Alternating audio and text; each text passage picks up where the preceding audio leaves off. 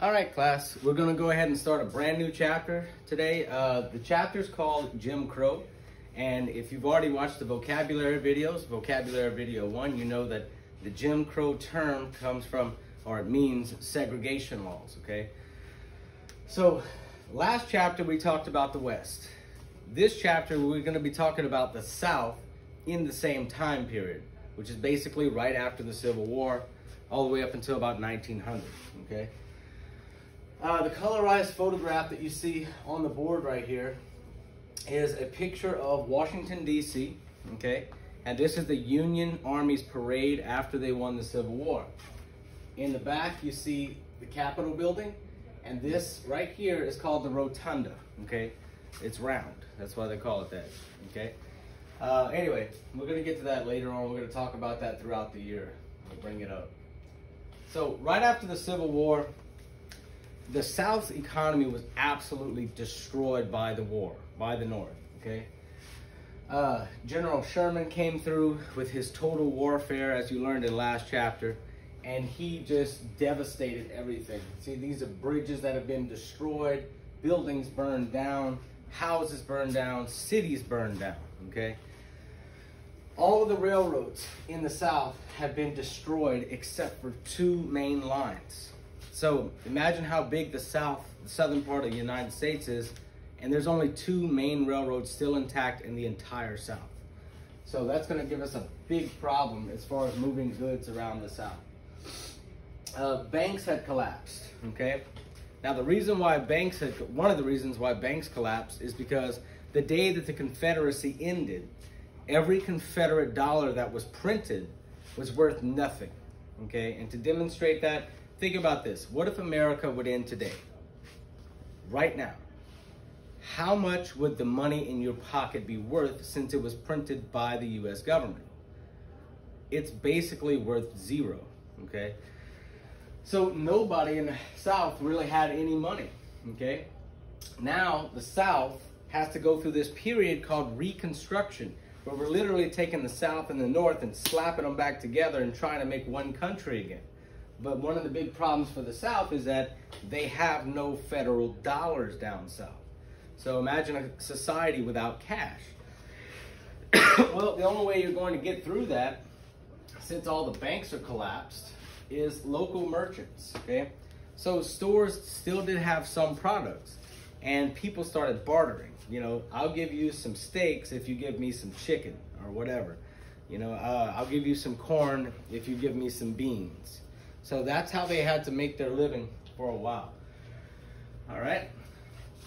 So very few cities in the South had factories. That's because of 2 reasons. Number one, the South during the Civil War and before was largely agricultural. So they just planted crops. That was their thing. And what little factories they did have were destroyed by the Union Army as they came through.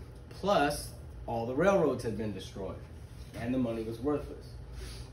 Since the railroads, there were only 2 left in the whole South that were intact, they had a complete monopoly over the economy, a stranglehold, if you will. So let's say you're a farmer and you farm rice in Louisiana, okay? You live in Crowley, whatever, okay? Actually, Crowley wasn't there yet, but you live next to the railroad in Louisiana, you farm rice. Well, you farmed 1,000 tons of rice, okay? You have that product ready to go. How are you going to ship it? How are you going to move 1,000 tons of rice? Do you have enough people around you to buy 1,000 tons of rice? Probably not, okay?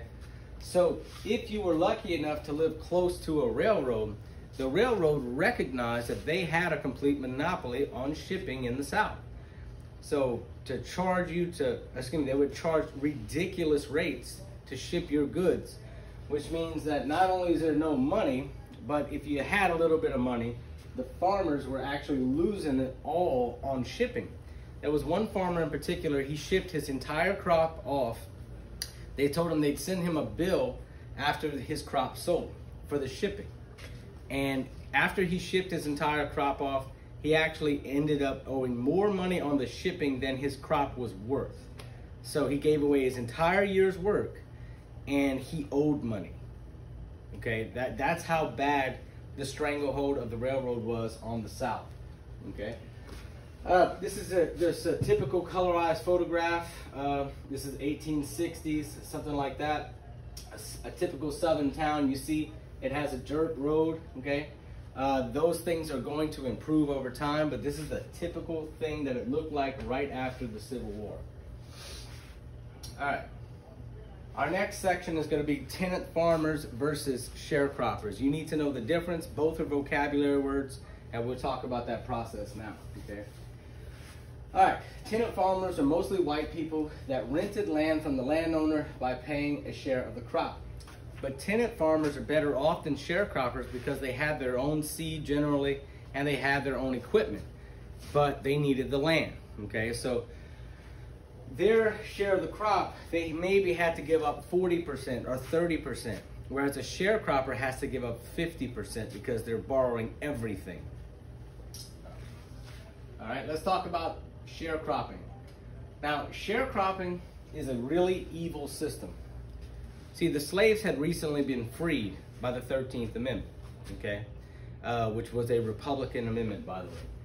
And now the Southern Democrats, these planters, farmer masters, wanted to figure out a way to get cheap labor because they used to have free labor, pretty much. I mean, they had to pay for the slaves, but it was a one-time investment.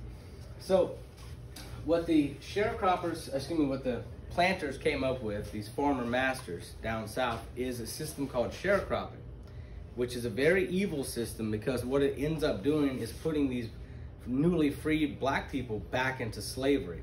Not legally, not de jure, but de facto. Okay, y'all know those terms from your vocabulary, hopefully. All right, or if you don't, you will soon when you watch those videos. Okay, so, oh, by the way, I forgot to tell you, you're taking notes this week, okay? So make sure you write down the title of the chapter, the green, which is the focus of the question, and the yellow, which is the answer. All right. So let's get on with it. Let's talk about it. Sharecropper receives land and seed. In exchange, he promises the landowner half the crop. Now, this is typically a former slave owner and their former slave. So you went back to the master, you're working on the same plantation you were working on as a slave, but now you're supposed to get something back. So they split it half and half, right? But the problem is, black people, whenever they got their freedom, they had nothing. They literally had nothing. So what is your family going to eat while you work, while you grow this crop? You can't just plant a crop and then harvest it the next day. It takes months, okay? So you go back to your farmer master and you say, you know, I need some food, and then he's going to charge you extra, an exorbitant amount, a ridiculous amount for this food. And remember, black people at the time, they weren't very literate, okay? In fact, they were not allowed to learn how to read or write when they were slaves. Some of them didn't know math, okay? So they trusted their master, and the master overcharged them and kept the tally of it, okay? So the farmer slave, or the sharecropper, plants and harvests the crop. Sharecropper gives landowner the crop to sell, and the sharecropper gets half the earnings, minus his debt for the year, okay?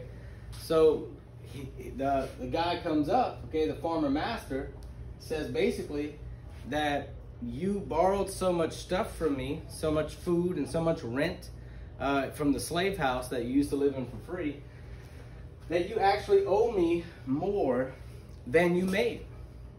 So we're gonna try again next year, but next year the split's not gonna be the same. Next year the farmer master is going to keep 60% and the sharecropper keeps 40%. Well, the cycle starts all over again. Okay, they make the deal. That year, this guy didn't basically make enough money to make ends meet, so he has to borrow from the farmer master. He plants the crop, they sell the crop, and at the end of the year, now he's even deeper in debt. And now the farmer master gets 70% the next year, and then 80%, and then 90%, until 5 years later, now the farmer master's getting 100% of the crop because the former slave owes it. Okay, basically, they just sold themselves back into slavery, and there were laws that said you could not leave the land until you had paid off the debt. Bankruptcy was not an option, okay? So, again, you're going to want to write the green down, the focus of the question. Evil of sharecropping. Sharecroppers are mostly blacks. They didn't have equipment and depended on planters or former masters for everything. Sharecropping became economic slavery. That's the phrase that you need to remember for the test. The reason why it's evil is because it became economic slavery. Sharecroppers borrowed from the planters' company store against their crops. When the crop prices fell, their debt increased and they were forced to stay on the farm. Okay? A lot of times to save on rent, many sharecroppers shared homes. This is actually a photograph from the late 1800s of a family, or a couple of families actually, that all live in one little cabin that's about as big as my classroom. And it's about 20 people living in an area this small, no plumbing, no electricity, okay? And it's in the South. So y'all can think about how miserable those conditions were if you basically had to live in a shed every day. I mean, that's what they had to do. So, all right, that's sharecropping for you.